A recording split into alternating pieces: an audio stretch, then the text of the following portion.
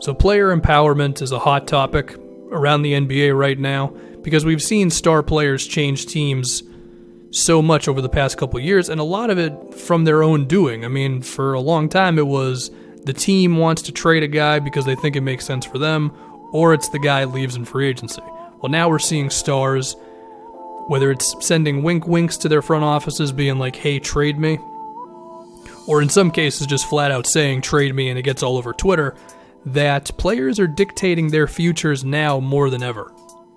Whether it's Kyrie Irving wanting out of Cleveland, Anthony Davis wanting out of New Orleans, and Kawhi wanting out of San Antonio, and the way he went about that whole thing. And I think most people, including me, would agree that it's fine to request a trade, but there's so much more that's been happening with these requests in terms of the way the players act, the way the agents and the front offices and the media act. And I think now it's creating a really interesting situation where, number one, this should be the expectation moving forward. And that is kind of frightening to think about, because when we talk about teams, we always think about, well, this team has a young core, or this team is going to have cap space, and we assume that teams are going to be pretty kosher for like 4 or 5 years, right? Definitely some moves being made, but we're not expecting the star player to just be like, all right, you know what, I want out. And that makes the NBA look a little hazy over the next couple of seasons, because I'm sure the NBA and the collective bargaining agreement and all that, they want something that makes, or at least gives stars an extra reason to stay. The max contracts did not work. It's a safe bet that they have not worked. In fact, they're kind of doing the opposite of their intention, which is now that teams are getting locked into these massive contracts to the Russell Westbrooks and the John Walls of the world, and then Anthony Davis still wants to leave. So they're going to have to do something about that. But it's possible that nothing they really do will make a difference, because these guys make so much money that at a certain point it's like, okay, I can make $200 million or I can make $240 million. What the hell do I care? So there's a chance that this player empowerment thing, which again at a base level I do support, could potentially make this league look kind of crazy. And I think the way to have this come out positively rather than negatively is for everybody to act like professionals, because I think it's very possible to request a trade and still be a good employee and a good employer. This is not just on the players. The front offices need to conduct themselves correctly as well. I mean, what may be the biggest example of unprofessionalism that I can remember is, number one, Phil Jackson and the way he just crapped on Carmelo Anthony to the media throughout that whole thing, and when Dan Gilbert threw a temper tantrum that LeBron left Cleveland when he couldn't build a good team for the guy after 7 seasons.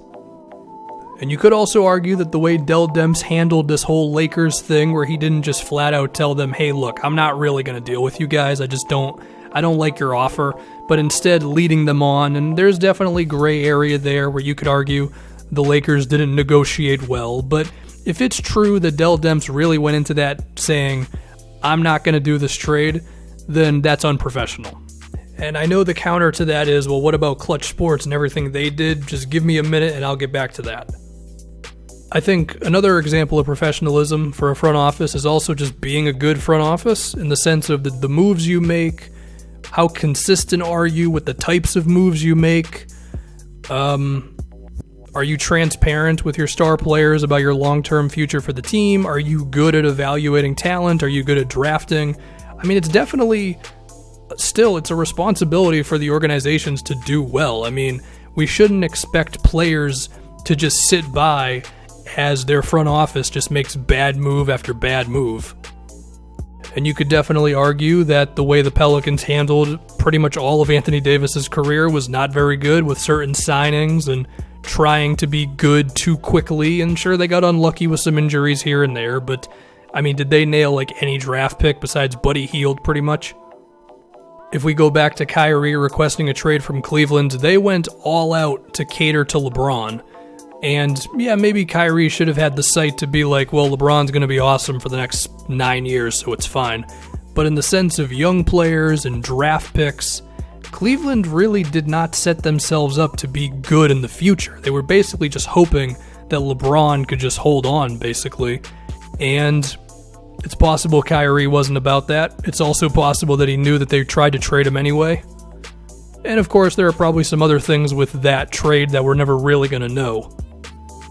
So, when I'm talking about mainly the players here, I'm recognizing that organizations can mess up as well. But to get back to the players, what Kawhi Leonard did with being so silent to the Spurs and just caring more about what his uncle had to say than what the front office had to say, that's just not the way to go about it. Even if you want out, there is the right way to do it, which is you have a real conversation or a real series of conversations with your president of basketball operations, and you say, look, here's the situation. Maybe we can work through it, maybe we can't, but you at least have to give in the effort, okay? You can't just be this antisocial weirdo who leaves like a doctor's office when the Spurs officials show up there. And in the case of Anthony Davis and Clutch Sports and all that, it's probably not best to go all the way in on getting your guy to Los Angeles where your other star client plays when there's like 2 weeks before the trade deadline. Again, I think it's fine to request a trade. I would have had no problem with Anthony Davis just saying to the front office, hey guys, I want out, even with not much time before the deadline. But of course, 9 million other things happened with that situation. You could also say that Jimmy Butler didn't handle his situation the best either with everything that happened there. So, yeah, I'm going to say it again, just be a professional. You know who also needs to be a professional, though? If players are going to be a little bit more in tune with like where teams are going and, seeing the writing on the wall of a team's future and if they want to be a part of that and everything, is the media. Because while I get caught up in all this stuff just as much as everybody else does, I do think it's a little ridiculous that Kyrie Irving and Kevin Durant having a conversation in a hallway ended up reaching one of them in a media thing in some way. Because at a certain point, these guys need to be allowed to just be human beings. And sure, you can come back to, they're both on one-year deals, and I get it. The fact that Kevin Durant thinks it's ridiculous that people are going to ask him about free agency is silly, okay? Like, Kevin, you're one of the best players in the league, and you keep on signing one-year deals. So if you don't want to be asked about free agency, sorry, dude, you're setting yourself up for it. But in the case of those two just talking before the All-Star game, like, come on, does that really need to grab headlines? So yeah, the NBA is just in a weird spot, and I don't know how you really deal with all this. Like, you can tell everybody to just chill a little bit, but that's not going to happen.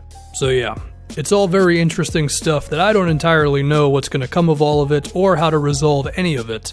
But it is still, I think it's a talking point, and I think it could really dictate the way the NBA looks in a few years, where are players just going to be allowed to have the NBA and the salary cap and free agency just be their playground pretty much? Because if that's the case, that could kill the vibe of the entire league, because one of the problems for college basketball right now, amongst many, is that it's impossible to really build a relationship with a team because players are shuffling in and out every season.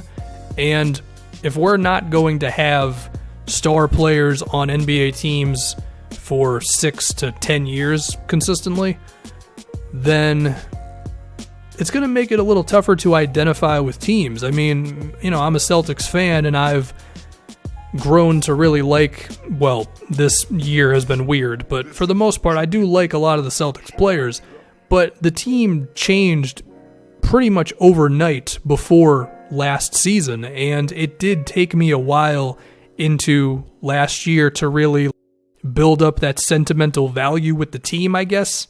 It helped that Al Horford was like the one dude to carry over, but if that's happening all around the league, I don't know if that's a good thing. For all we know, the next step is players aren't even committing to 4 or 5 year contracts. Maybe it's like 2 or 3 year deals because they're like, I want to see what you guys have cooking first, and then I might decide whether to stay with you or not. And that, in one sense, it does get the media going, to get back to that, but that just gives everybody more of an opportunity to overstep boundaries, disrespect each other. It creates a lot of nervous energy.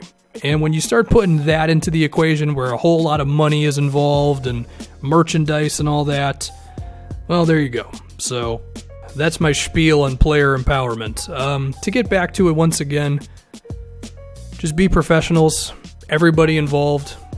Don't make a big deal out of something that really shouldn't be made. If you're the media, if you're a player, don't be a passive-aggressive, antisocial asshole.